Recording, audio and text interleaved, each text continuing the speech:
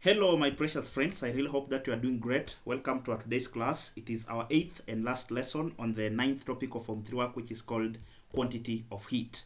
As usual, let me commence by giving the quote of the day, which states that your level of greatness will always be directly proportional to the magnitude of the problems you solve. We shall discuss that quote at the end of our class today. So today we're looking at boiling and the melting. So we start by looking at the factors that affect the melting point. So the first factor is what we call impurities, whereby we are saying that the presence of impurities will always lower the melting point of a solid or the melting point of a pure substance. Therefore, we can simply conclude that impurities are simply inversely proportional to the melting point of a pure substance. So this one simply means that the more the impurities present, the lower the melting point of the pure substance, and the lesser the impurities present, the higher the melting point of the pure substance. The second factor affecting the melting point of a substance is what we call pressure, whereby we are saying that an increase in pressure will always lower the melting point of a solid or a pure substance. So that simply means that the higher the pressure, the lower the melting point of the substance, and the lower the pressure, the higher the melting point of a pure substance or of a solid. So these two factors are usually applied in skating of ice and removal of ice from, that is, frozen rods in polar regions by adding common salt. Remember, polar regions, these are regions whereby the temperatures are very low. In fact, the temperatures could drop below 0 degrees. Maybe you can have a temperature of up to negative 5 or negative 8 degrees Celsius. So remember that whenever water is subjected to temperatures which are below 0 degrees, all the water will actually freeze and form, that is the ice, or all the water will solidify to form ice. So in such regions, that is in polar regions, when water actually solidifies or when the temperatures are below 0 degrees, all the water that is available will actually solidify. So when the water solidifies or when the water freezes, actually it forms the solid ice. So those particular solid ice usually accumulate on the roads, that is the transport lines, hence making it difficult for a person or even a vehicle to move from one point of the road to another. So actually the solidification of the water into ice actually poses a big problem to the transportation of vehicles and other means of transport from one point to another.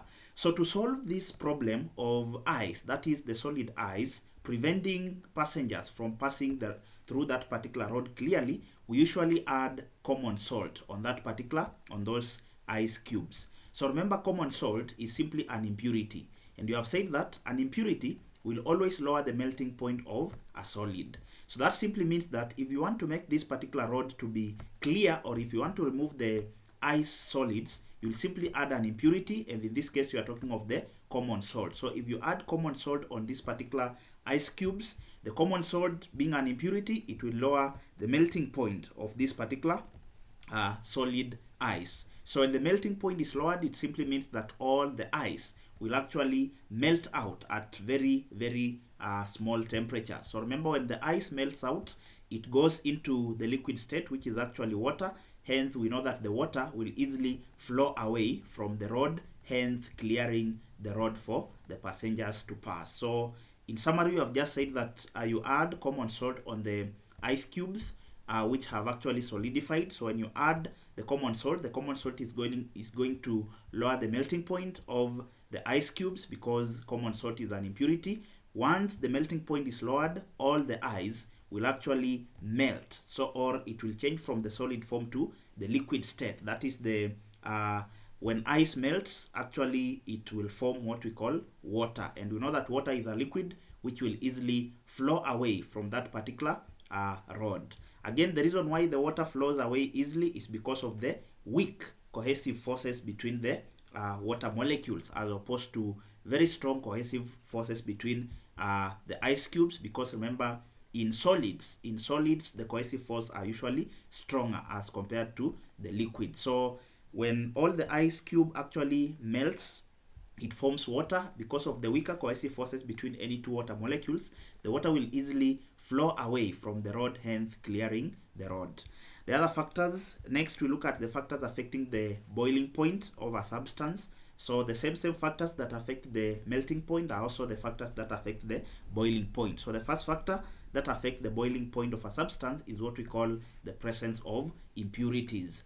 Unlike for the melting point, whereby an increase in the presence of impurities will lower the melting point. Now when it comes to the boiling point, the presence of impurities will always raise the boiling point of a pure substance. So that simply tells you that the impurities are directly proportional to the boiling point of a pure substance. So this one simply means that the higher the presence of impurities, the higher the boiling point of that substance. For example, if you take more impurities, you put them in water, we know that normally the water is supposed to boil at 100 degrees Celsius. However, if you add impurities to water, or when water is not pure, actually that particular water is likely to boil at a very higher temperature that is greater than 100 degrees Celsius. For example, if you add impurities to water, water may start boiling at a temperature of 120 degrees Celsius. The reason being the impurities added will always increase or raise the boiling point of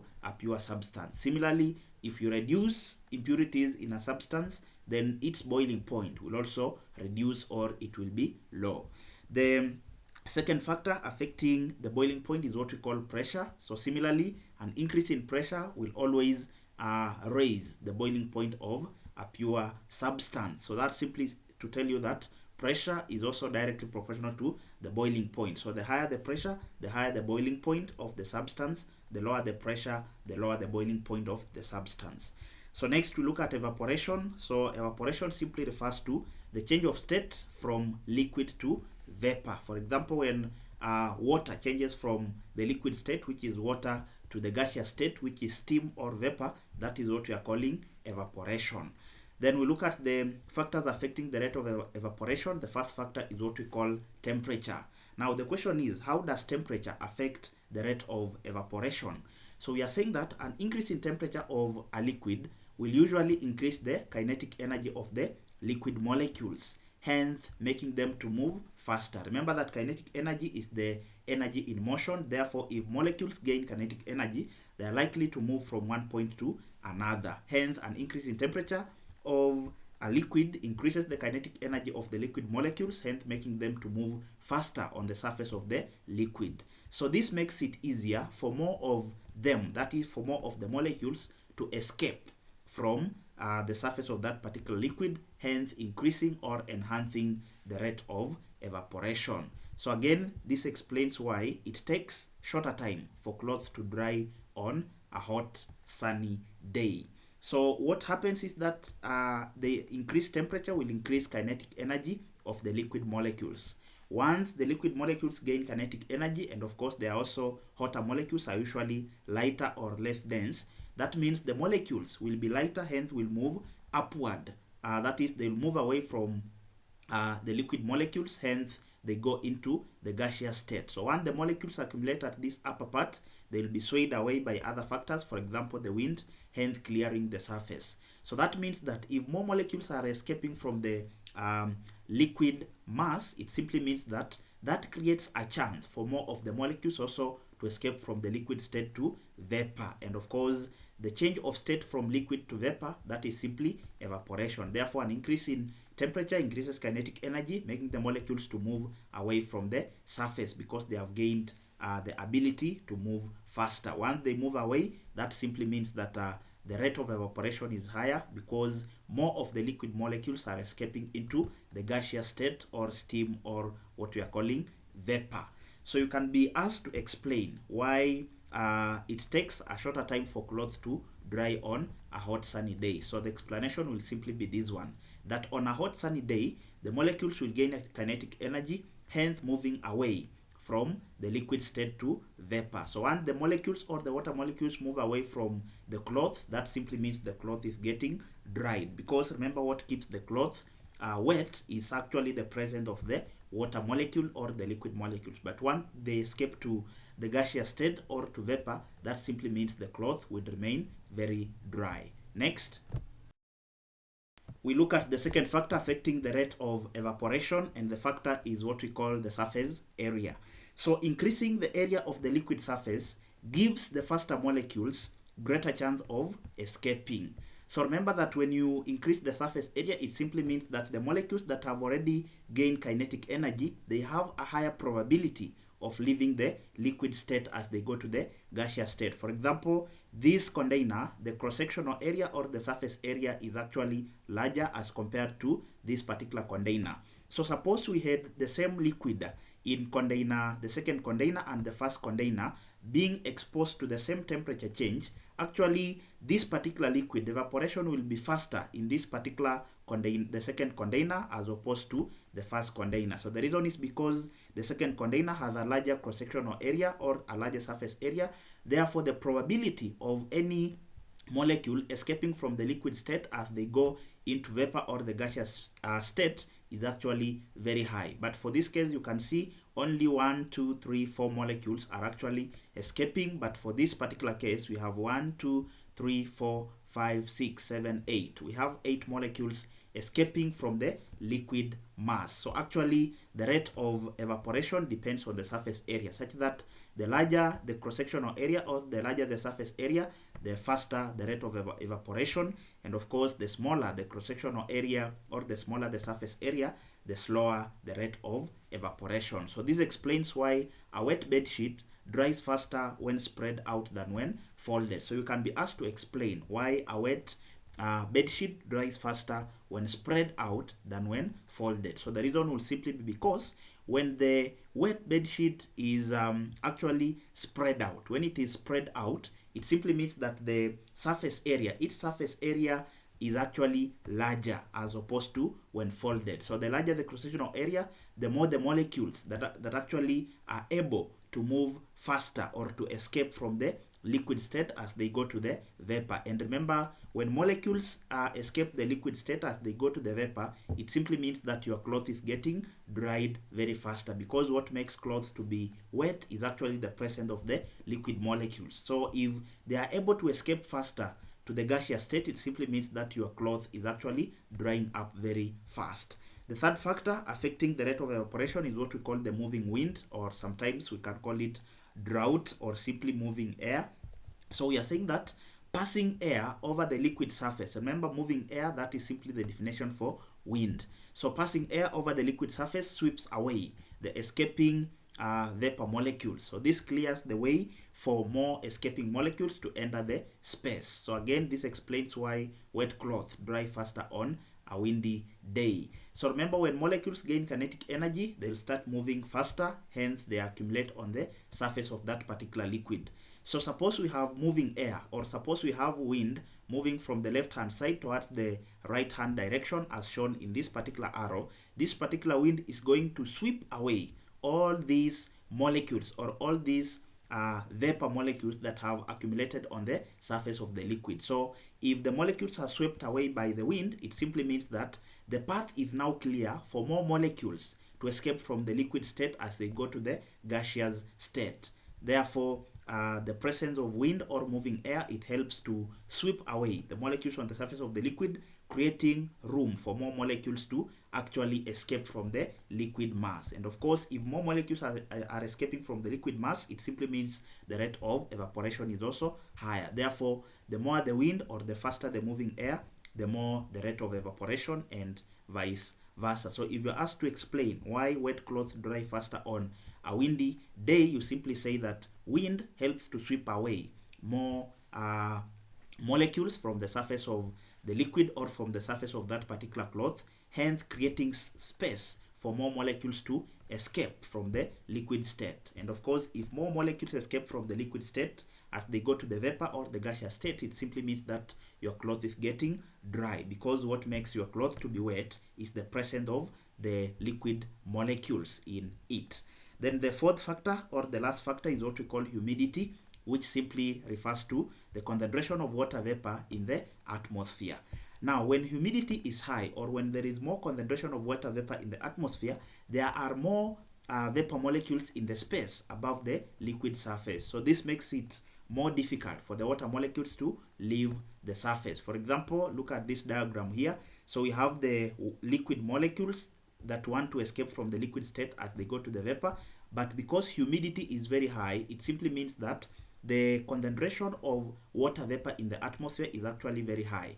So because of these molecules, or because of the vapor in the atmosphere, it simply means that the molecules from the liquid state cannot easily escape as they move to the gaseous state. Therefore, more molecules will be retained within that particular liquid state. Hence, the rate of evaporation will be very low. So when humidity is high, there are more vapor molecules in the space above the liquid surface. This makes it more difficult for water molecules to leave the liquid surface. So these water molecules will never leave this particular liquid surface, meaning that more water molecules will not actually escape from the liquid state to the gaseous state, because there is no clear path for clearing the molecules that are above the liquid surface already. So that simply tells you that humidity is inversely proportional to the rate of evaporation, such that the higher the humidity, or the higher the humidity, or the higher the water concentration above the liquid surface, the lesser or the slower the rate of evaporation, and vice versa. So this explains why wet clothes take longer time to dry up on a humid day. So when the day is humid, or when there are more water molecules above your cloth, more molecules from the cloth cannot actually escape. Hence, your cloth will remain with the water molecules. Hence, it will remain to be wet. Then we look at applications of cooling, that is of cooling by evaporation. So the first application is in cooling of water in a porous pot. So a porous pot usually has some tiny pores. A pore is just an opening that allows the molecules or even the air to move away and also to enter. So a porous pot has tiny pores through which water slowly seeps out. So when this water evaporates, or when it seeps out, it cools the pot and its contents, hence increasing the rate of evaporation. Next, the second application of cooling by evaporation is in sweating, whereby when sweat evaporates, it draws latent heat of vaporization from the skin, producing a cooling effect. So animals have different mechanisms of cooling their bodies. For example, a dog usually exposes its tongue when it is hot. So the reason for exposing its tongue is simply to provide a larger surface area, which increases the rate of evaporation. Remember, as the water or the vapor evaporates from the body, it actually moves out with what we call the latent heat of vaporization, hence bringing about what we call a cooling effect. While the muzzle of a cow gets more wet when it is hot. Of course, the reason is simply to increase the rate of that is to bring about a cooling effect by increasing the rate of evaporation. Then we have the third application is in refrigerator, whereby it uses the principle of cooling caused by evaporation. So as the refrigerator, what we are calling the freon, remember freon is usually a volatile liquid. As the freon circulates through the pipes, it absorbs latent heat from the surrounding, thus causing a cooling effect. So the pump usually sucks and compresses the gas through the tins only to expand below the freezer, hence bring about a cooling effect. Then the fourth application is in pressure cooker, whereby the pressure cooker usually uses the principle of the effects of pressure on the boiling point. Remember, we said that an increase in pressure will always increase the boiling point of a substance. Therefore, if pressure is high, that simply means the boiling point of the substance will also be very high. Remember, when the boiling point is high, it simply means that that particular substance will be boiling at very high temperatures. So simply increasing the pressure, as we shall see in the pressure law, that pressure will always be directly proportional to the temperature. If the pressure is high, it simply means the temperature is also very high. Of course, when the temperatures are high, that simply means that your food will cook within a very short period of time. So when the pressure is very high, the temperature of the food, or of the food within that particular pressure cooker, will also be relatively high. So when the temperature is high and also when the pressure is high, the boiling point will be very high. So that simply means that your food will be able to be cooked within a very short period of time, as opposed to when the pressure cooker was not being used. Then lastly, we look at the differences between evaporation and boiling. So the first difference is that evaporation takes place at all temperatures, whereas boiling takes place at a fixed temperature. For example, we know that pure water will start boiling at a temperature of 100 degrees Celsius. So that is a fixed temperature of 100 degrees Celsius. But evaporation can take place even at a temperature of 20 degrees, 40 degrees, 70 degrees, 80 degrees. So for evaporation, it takes place throughout all the temperatures. But boiling point, that is the boiling, starts taking place at a specific temperature, what we call the boiling point. For example, for the water is 100 degrees Celsius. Now, it is also worthwhile noting that different liquids will always have different boiling points. For example, the boiling point of water and alcohol are usually different. So the second difference is that evaporation takes place on the surface of the liquid. That simply means that no bubbles are usually formed during evaporation. Whereas for boiling, it takes place throughout the whole liquid with bubbles of steam forming all over. Remember, even if you observe the water that is boiling, you will see some bubbles moving from the lower end, moving upward. So actually, boiling takes place throughout the whole liquid due to convection occurrence with bubbles of steam forming all over. Remember, as the steam escapes from the liquid state, it actually moves out in form of bubbles. Then the last difference is that for evaporation, decreasing the atmospheric pressure will usually increase the rate of evaporation.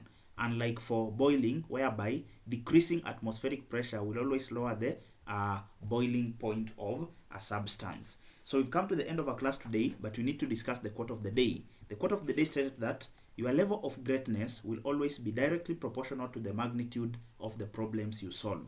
So this one simply means that the larger the problems you solve, the more your level of greatness. So the quote is simply reminding us that if we want to achieve the highest level of greatness, then we must perceive ourselves as problem solvers rather than perceiving ourselves as problem complainers or problem creators.